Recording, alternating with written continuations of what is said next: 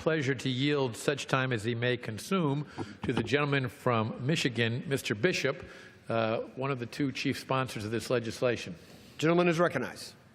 Thank you, Mr. Speaker, and thank you, Chairman Goodlatte, for your great work in bringing this matter forward. Mr.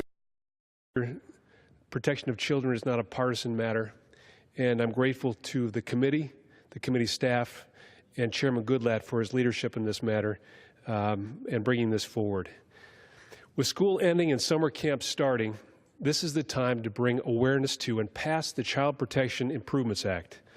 Every year, millions of people work with or volunteer to help our children wherever they are as camp counselors, local youth sports coaches, mentors, you name it. All across America, there are organizations where people can make a difference in the lives of our nation's youth, and our children can absolutely benefit from these programs. Take the Boys and Girls Club, Mentor, or the YMCA, just to name a few. These groups and dozens of others, which exist virtually in all of our districts, have come to Congressman Schiff and to me asking for help. Just like any parent, they too want to ensure that people working with our kids are decent, with clean backgrounds, and good intentions. Mr. Speaker, that's where Congress comes in. We have a duty to ensure every youth-serving organization in America can afford and access the best background checks on staff and volunteers so that they can properly vet people who might have traveled across state lines. This means utilizing the FBI's gold standard database. Shockingly enough, not every organization has the option today, but we have the ability to change that. The Child Protection Improvements Act would allow all youth-serving organizations to utilize the FBI fingerprint-based background checks. We're simply eliminating the red tape that prevents the access in some of these states so every organization can adequately look out for our children, no matter where they live. And for those who are justifiably concerned about the cost, it should also be noted that the CPIA is fiscally responsible, as it does not authorize spending. The program will be supported by fees assessed by background checks by requesting nonprofit organizations. Mr. Speaker, every kid deserves a childhood when they can explore, grow, and do fun things beyond the walls of their home and school. As a father of three myself, I ask my colleagues to support this common sense measure to catch potential threats and keep our kids safe. Thank you, and I yield back. The gentleman reserves. The gentleman from Michigan is recognized. Mr. Speaker, I yield myself as much time as I may consume, and I want to thank my colleague from Michigan for his contribution. But I'd like to turn now to the author of this bill, the gentleman from California, Mr. Schiff, the ranking member of the Intelligence Committee, and I yield him as much time as he may consume. The gentleman is recognized. I thank the gentleman for yielding and rise today in support of the Child Protection Improvements Act.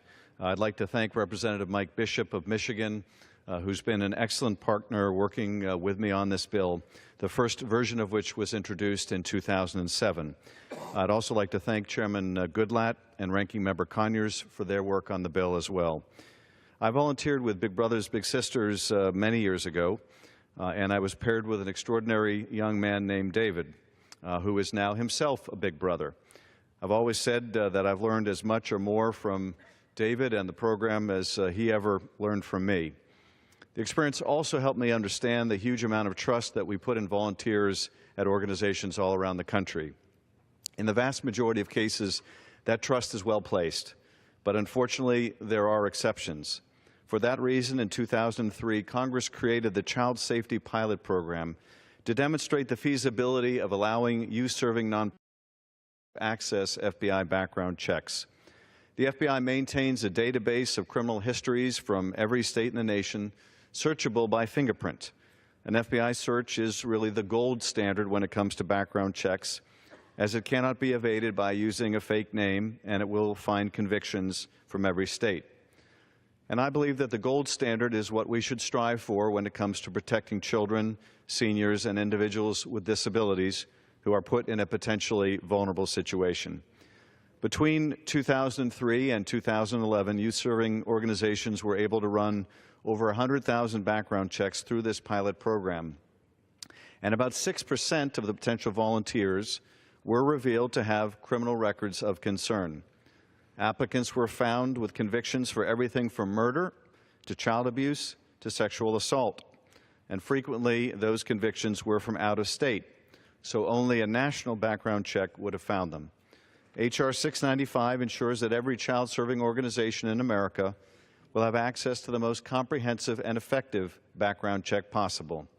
H.R. 695 will also protect the applicant's privacy and does not allow for the individual's specific criminal record to be disclosed without explicit consent by the potential volunteer. We have demonstrated that background checks for nonprofits working with children can be conducted quickly, affordably, and accurately. It's time to create a system that is permanent and that will protect children and other vulnerable populations while ensuring the privacy of volunteers. I urge the passage of this bipartisan bill, and I yield back to my colleague and thank you.